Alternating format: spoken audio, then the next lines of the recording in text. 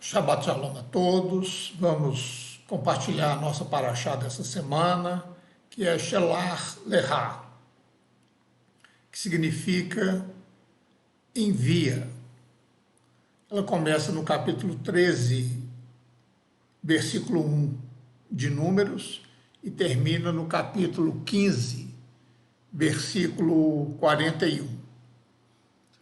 Temos também a Haftarah, em Josué 2, de 1 a 24, e no Novo Testamento, Lucas 17, versículo 1 até o capítulo 18, 43. Vou mostrar aqui para vocês, se alguém quiser anotar, tá aí.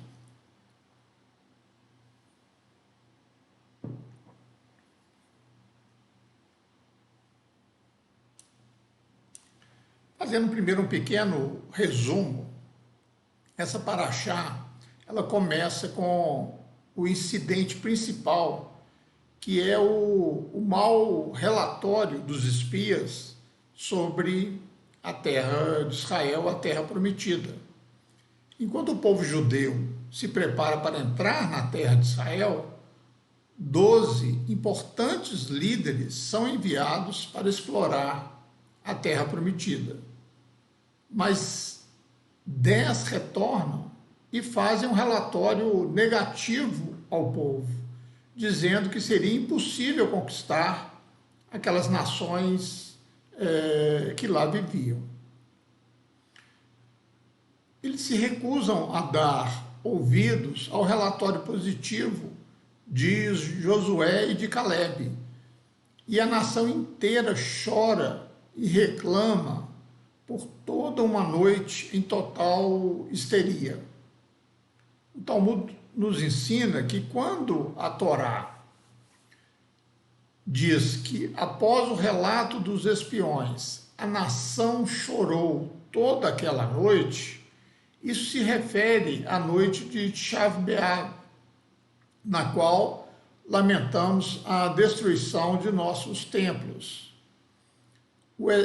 Segundo o Talmud, o Eterno disse que você agora chorou sem motivo, então eu lhe darei motivo que durará por várias gerações. Deus ameaça o povo de extermínio, quando então Moisés suplica para que eles não sejam totalmente aniquilados. Mesmo assim, Deus declara que eles serão punidos com 40 anos vagando pelo deserto. E durante esse tempo, toda aquela geração morrerá. Percebendo o erro grave que eles cometeram, um grupo insiste em avançar imediatamente na direção de Israel, da terra prometida, mas era contra a vontade de Deus. E então eles são completamente aniquilados pelos inimigos, pelas nações inimigas de Amaleque e Canaã. A Torá então muda para a descrição do uso do vinho que acompanha muitas das ofertas levadas no tabernáculo.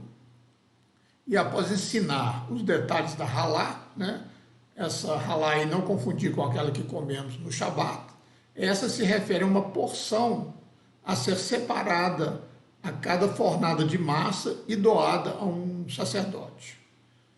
A Torá menciona várias leis tratando da proibição de adoração a ídolos e o caso de um homem que recebeu a pena de morte por profanar o Shabat. A paraxá Shelach, ela termina com o terceiro parágrafo da prece do Shema, contendo o mandamento também de colocar o tzitzit, são aquelas franjas que se coloca no talit, naquele naquela vestimenta que é colocada para se rezar, e nesse tali Deus manda colocar tzitzit, que são franjas, né? Podemos chamar de franjas, para servirem como um constante lembrete de nós para Deus e seus mandamentos. Na Filadélfia mora um homem de 90 anos que muitas pessoas têm motivo para agradecer a ele, porque o trabalho dele transformou muitas vidas, ele resgatou muitas pessoas da depressão e também de outros estados psicológicos debilitantes. Seu nome é Aaron Beck e ele é o fundador de uma das formas mais eficazes de psicoterapia já criadas, chamada de terapia cognitivo-comportamental. Ele descobriu isso através do seu próprio trabalho, numa clínica que ele fundou na Universidade da Pensilvânia para pesquisar sobre a depressão.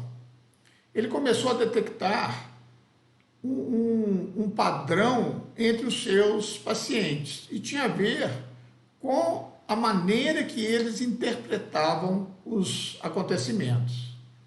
Eles interpretavam sempre de maneira negativa, de uma forma assim prejudicial à sua própria pessoa. Era como se eles tivessem, como se eles se considerassem um fracasso. E Martin Seligman, que era discípulo de Beck, chamou isso de desamparo aprendido.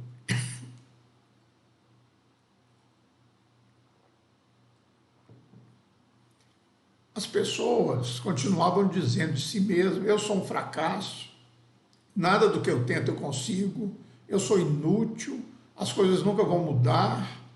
Eles tiveram esses pensamentos como uma reação a algo muito errado que deu em suas vidas. Mas Beck descobriu que se eles se tornassem conscientes e desenvolvessem padrões de pensamento mais realista, eles poderiam ser curados.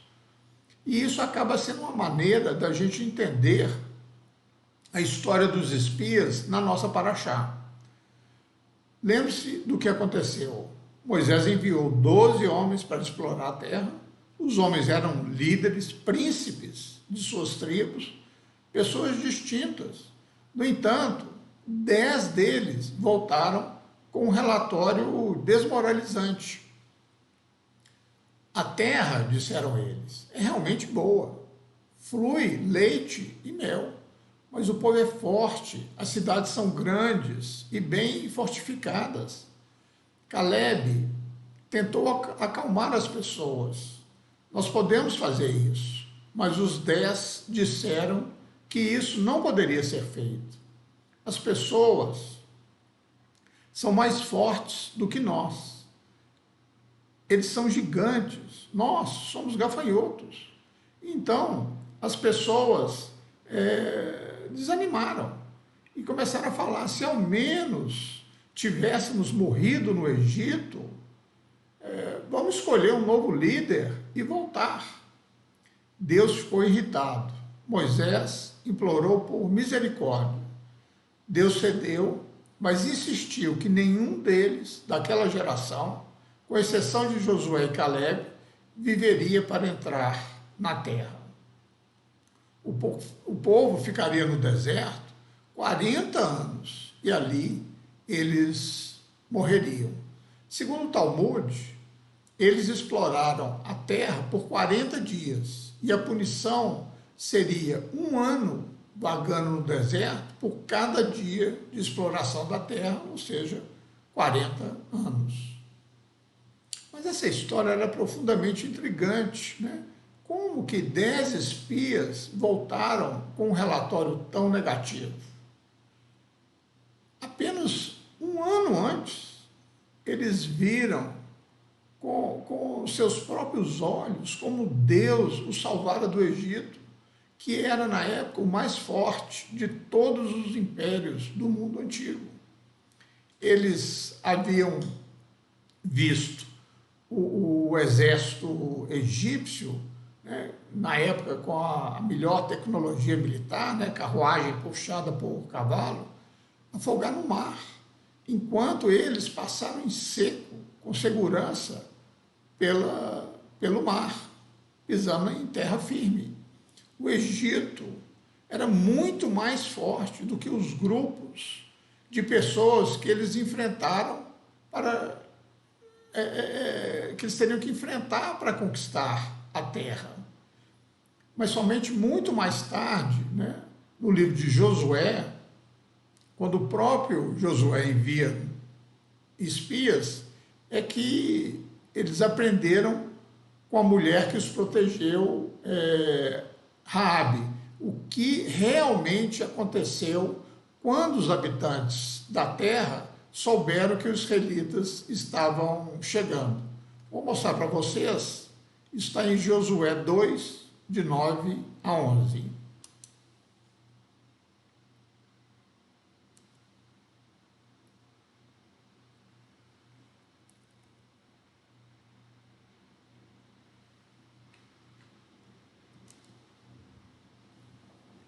Sei que Yahvé deu essa terra e caiu sobre nós o vosso terror, e todos os habitantes destas terras estão tomados de pânico diante de vós.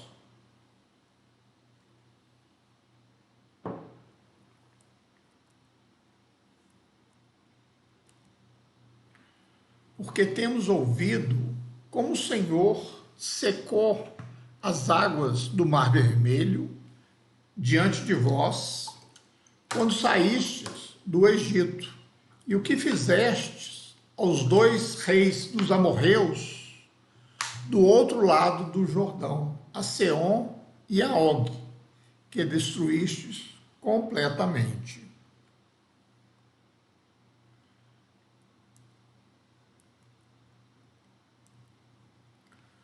Ao ouvirmos isso, nosso coração desfaleceu. E não restou mais coragem nem ânimo em ninguém, por causa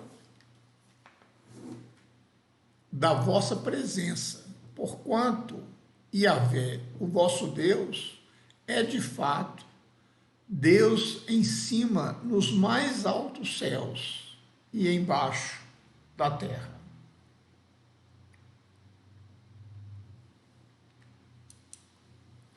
Os espias ficaram aterrorizados com os cananeus, mas eles não conseguiram perceber que os cananeus estavam aterrorizados com eles.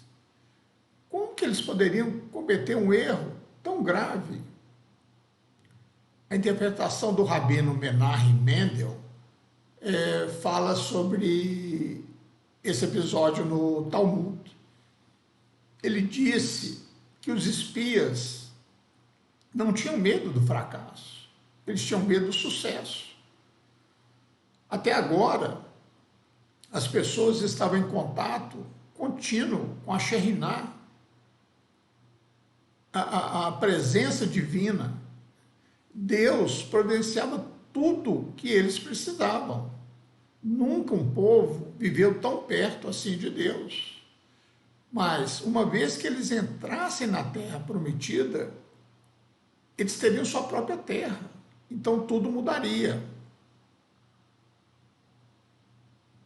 Eles seriam responsáveis por sua própria comida, pela sua segurança e todas as suas necessidades terrenas. O erro deles foi como de homens muito religiosos. Eles queriam passar a vida toda perto de Deus, mas sem preocupar com nada. Eles queriam que Deus providenciasse tudo o que eles necessitassem. O episódio dos espias foi um dos mais trágicos de toda a Torá. Quem os enviou e para que fim, isso não está totalmente claro. Por quê? Na paraxá dessa semana, o texto diz que foi Deus quem disse a Moisés para enviá-los. Vou mostrar para vocês.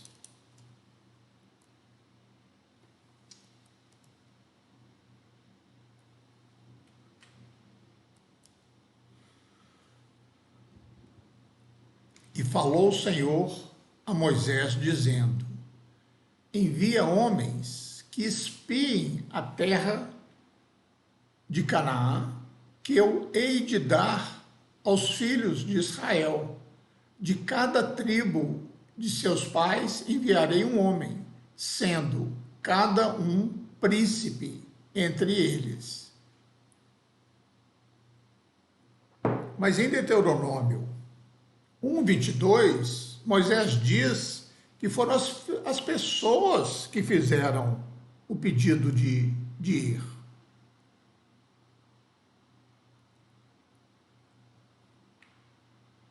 Então, todos vós chegastes a mim e dissestes: mandemos homens adiante de nós para que espiem a terra e de volta nos ensinem o caminho pelo qual devemos subir e as cidades a que devemos ir. Está em Deuteronômio 1:22.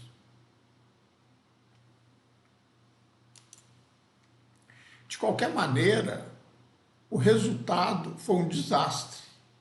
Uma geração inteira foi privada da chance de entrar na terra prometida.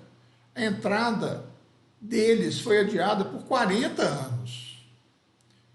Recorreremos novamente à terapia comportamental cognitiva e alguns tipos de pensamentos distorcidos que foram identificados pelo aluno de Beck, David Burns.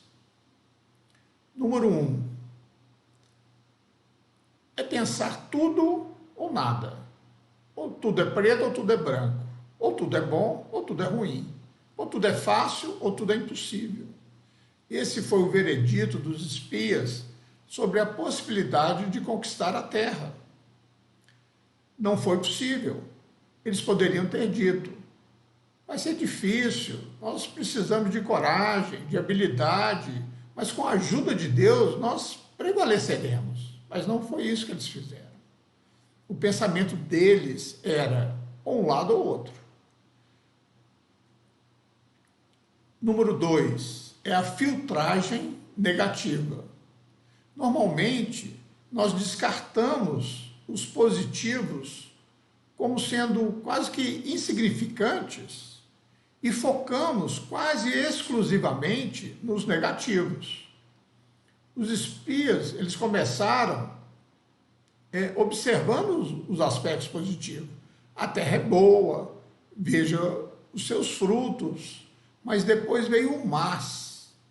E seguido ao mas, a longa série de negativos. E isso abafou todas as boas novas e deixando uma impressão extremamente negativa. Número 3 é o catastrófico, esperando sempre um desastre, não importa o que. Foi o que as pessoas fizeram quando disseram isso. Vou mostrar o versículo para vocês.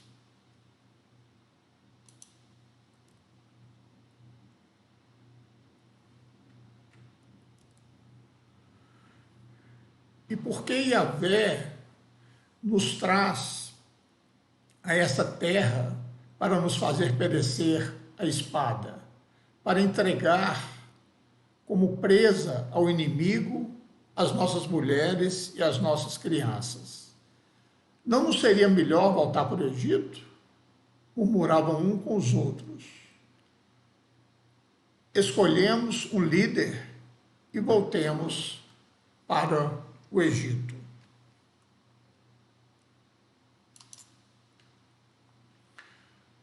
Quarto, é o tipo leitura da mente.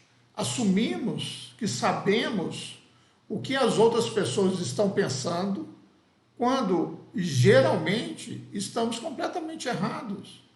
Porque nós estamos tirando conclusões sobre elas com base em nossos próprios sentimentos e não nos sentimentos delas. Foi o que os espias fizeram quando eles disseram, vou mostrar aqui.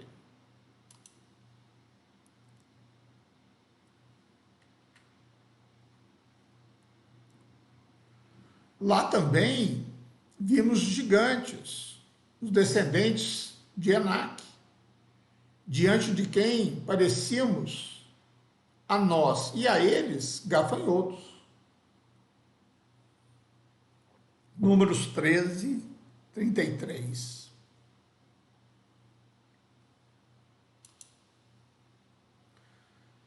Eles não tinham como saber como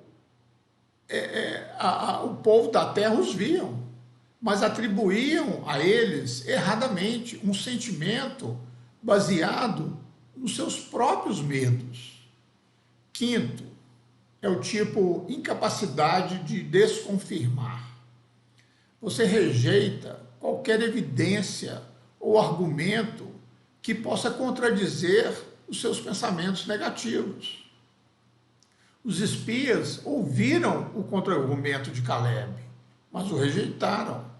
Eles haviam decidido que qualquer tentativa de conquistar a terra falharia e simplesmente não estavam abertos a nenhuma outra interpretação dos fatos. Sexto,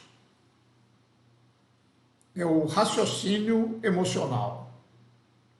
Deixar que seus sentimentos, em vez de uma meditação cuidadosa, ditem seu pensamento.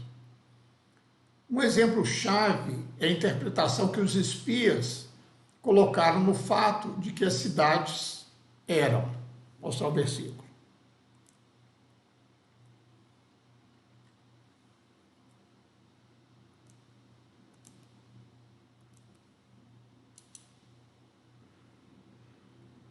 Contudo, o povo que a habita é poderoso. As cidades são fortificadas, muito grandes. Também vimos ali descendentes de Enaque. Isso está em Números 13, 28. Ou também o que eles disseram lá em Deuteronômio 1, 28. Para onde subiremos? Nossos irmãos fizeram com que se derretesse o nosso coração, dizendo: maior e mais alto é esse povo do que nós. As cidades são grandes e fortificadas até os céus. E também vimos ali filhos dos gigantes. Deuteronômio 1, 28.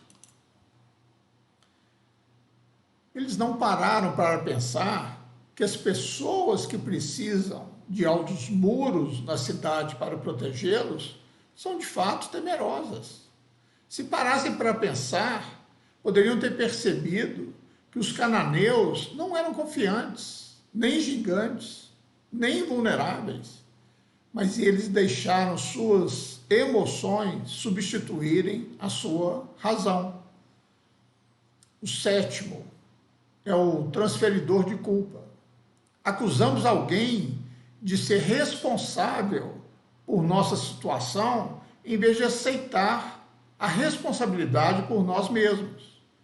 Foi o que as pessoas fizeram após o relatório dos espias. Eles se queixaram contra Moisés e Arão.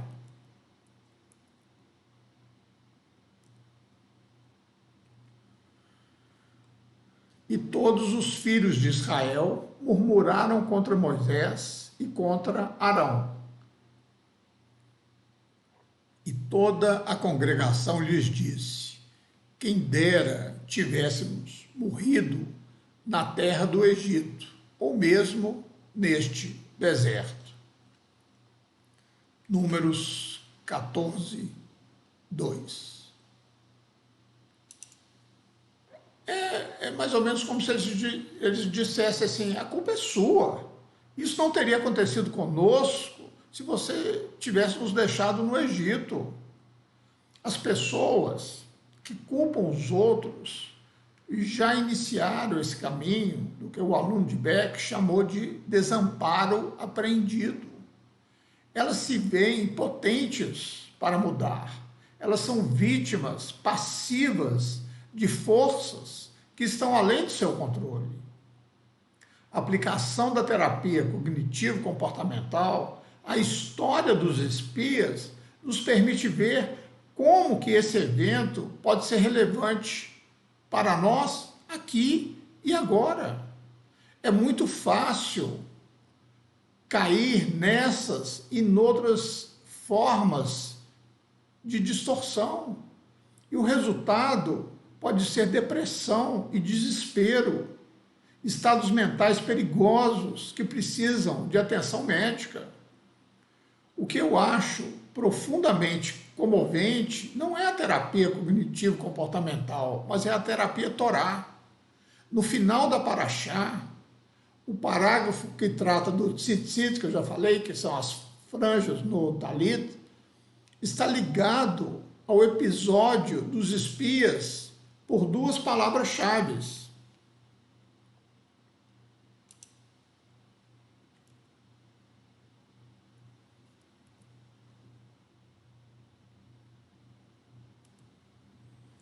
A primeira, essa palavrinha em vermelho aí,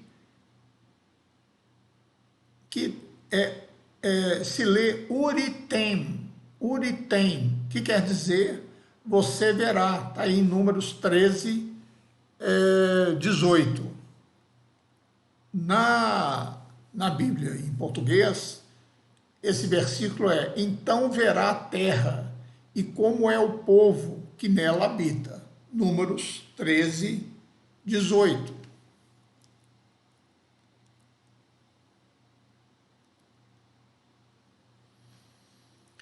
Em Números 15, 39, nós temos essa mesma palavrinha, uritem. E as franjas vos serão para que, vendo-as, vos lembrei de todos os mandamentos do Senhor. Número 15, 39. A segunda palavra é o verbo latur, que está lá em Números 13, 16. Essa palavrinha também em vermelho que eu marquei. O versículo é: estes são os nomes dos homens que Moisés enviou a espiar aquela terra. E a Oséias, filho de Num, Moisés chamou Josué. Números 13, 16. Esse é o versículo traduzido para o português. No hebraico, diz: estes são o nome das pessoas que Moisés enviou para a fila. Né? A palavra latur significa fila, enfileirar. A chave é a que diz sobre o fio azul do tzitzit, que está lá em Números 15, 39.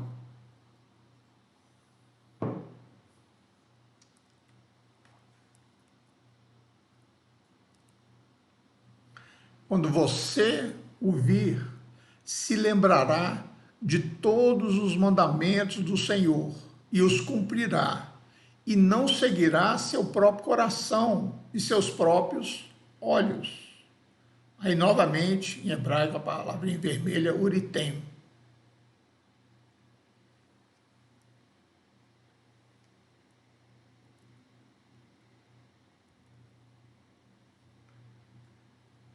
E as franjas vos serão para que, vendo-as, vos lembreis de todos os mandamentos do Senhor e o cumprais, e não seguireis o vosso coração, nem após os vossos olhos, pelos quais andai-vos prostituindo.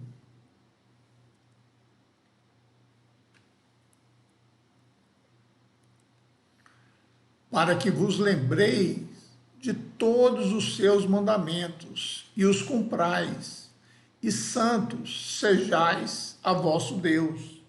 Eu sou o Senhor vosso Deus, que vos tirei da terra do Egito, para ser vosso Deus. Eu sou o Senhor vosso Deus. Números de 15, 39 a 41.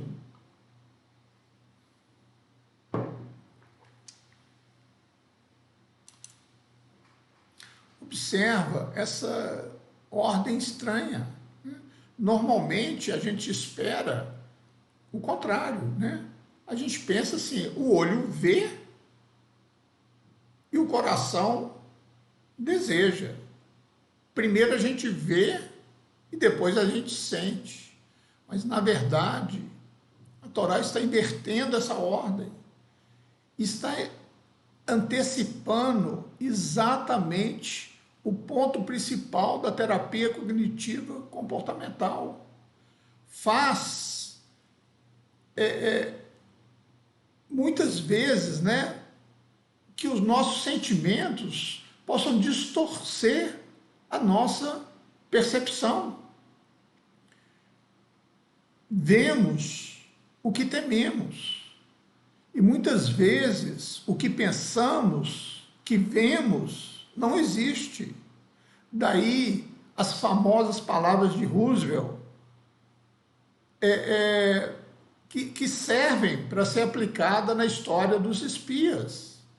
A única coisa que temos a temer é o próprio medo. Terror irracional e injustificado paralisa nossos esforços, muitas vezes necessários para converter a retirada em avanço. Apenas Josué e Caleb, entre os 12, mostraram liderança. Eles disseram ao povo que a conquista da terra era alcançável, simplesmente porque Deus estava com eles. As pessoas não ouviram, mas os 2 líderes receberam sua recompensa. Somente eles, de toda aquela geração, viveram para entrar na terra prometida. Mais do que isso, a sua declaração de fé e a sua recusa em ter medo brilham intensamente, tanto agora quanto há 33 séculos atrás. Eles são heróis eternos da fé. Uma das tarefas fundamentais de qualquer líder, seja de presidente a pai, né? Todos somos líderes, é dar às pessoas um senso de confiança em si mesmas e no grupo da qual elas fazem parte. Um líder deve ter fé nas pessoas que lidera e inspirar essa fé nelas. Liderança não é sobre líder, é sobre como ele constrói a confiança de todos os outros. A confiança, a propósito, no latim, significa tendo fé juntos. A verdade é que aqueles que dizem nós não podemos fazer isso, provavelmente estão certos. Assim como aqueles que dizem nós podemos, também estão certos. Se você não tiver confiança, vai perder. Mas se você tiver uma confiança sólida e justificada, com base nas experiências passadas, você vencerá. Provavelmente vencerá. Lógico que não é sempre, mas com frequência suficiente para triunfar sobre os contratempos e as falhas da vida. Isso fala sobre a história das mãos de Moisés durante a batalha contra os amalequitas. Quando os israelitas olhavam para cima e as mãos de Moisés estavam para cima, eles venciam. Quando eles olhavam para baixo, começavam a perder. Os 10 espias cometeram um pecado nobre, mas ainda assim é um pecado. Deus quer que nós vivamos no mundo real, de nações, de economias, de exércitos. Deus quer que nós tragamos a Shekhinah, a presença de vida, para a vida cotidiana. É fácil encontrar Deus em um total isolamento e fugir das nossas responsabilidades.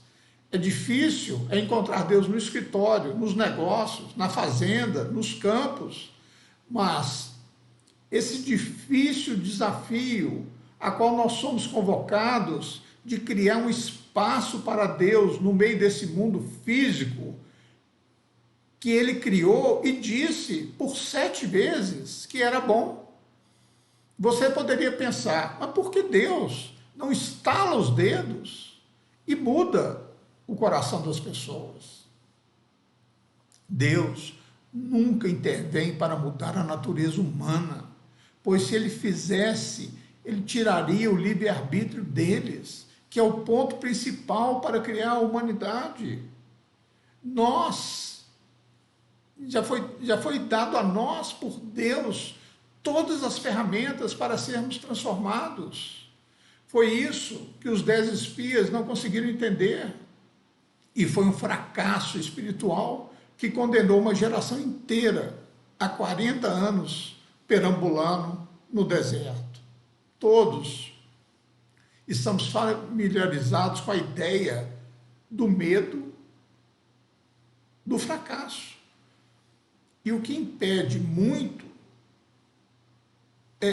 de corrermos riscos por causa do medo, preferindo ficar na nossa zona de conforto.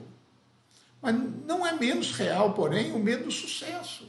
Queremos ter sucesso, porém, muitas vezes, tememos o que o sucesso pode trazer. Novas responsabilidades, expectativas por parte de outros, pessoas que podemos achar, as pessoas podem achar que é difícil a gente conseguir cumprir isso, e assim por diante. Portanto, nós deixamos de nos tornar o que podemos ser, mas se alguém tivesse nos ensinado a ter fé e em Deus e em nós mesmos, poderia ser diferente. O antídoto para o medo, tanto do fracasso quanto do sucesso, está na passagem com a qual a Paraxá termina o ensino do Tzitzit, em Números 15, 38, 41. Somos ordenados a colocar franjas em nossas roupas ou no talit, nosso talit, entre elas um fio azul. Azul é a cor do céu, azul é a cor que vemos quando olhamos para cima. Quando aprendemos a olhar para cima, superamos nossos medos. Os líderes ensinam confiança às pessoas, ensinando-as a olhar para cima. Não somos gafanhotos, a menos que pensemos que somos. O fio azul, no Tzitzit, diz o Talmud, no capítulo Sotá 17a, está lá para nos lembrar do mar, do céu e do trono da glória de Deus. O próprio azul era, no mundo antigo, a marca da realeza. Assim, o Tzitzit por si só é uma forma de terapia cognitivo-comportamental dizendo: não tenha medo, Deus está com você, não ceda às suas emoções, porque você é da realeza, você é filho do rei, e nós sabemos quem é esse rei, aquele que deu a vida por nós. Nunca deixe que emoções negativas distorçam suas percepções. Veja os otimistas, não estão sempre certos, mas são positivos, mesmo quando estão errados. E esse é o caminho da conquista, correção, melhoria e sucesso. O otimismo educado e de olhos abertos nos ajuda a prosperar. Afinal, a palavra tem poder. Mas eu prefiro a palavra esperança do que otimismo. Otimismo é a crença de que as coisas vão melhorar baseado naquilo que cremos. Esperança é a crença de que juntos podemos melhorar as coisas. Nenhum judeu, conhecendo a história judaica, poderia ser otimista, mas nenhum deles abandonou a esperança. Os mais pessimistas dos profetas, de Amós a Jeremias, ainda eram vozes de esperança. Por seu derrotismo, os 10 espias falharam como líderes e como judeus, pois o judeu tem que ser agente da esperança. Você não é gafanhoto. Aqueles que se opõem a você não são gigantes. Para ver o mundo como ele é, aproxime-se do Eterno e permita a fé banir o seu medo. Shabbat Shalom.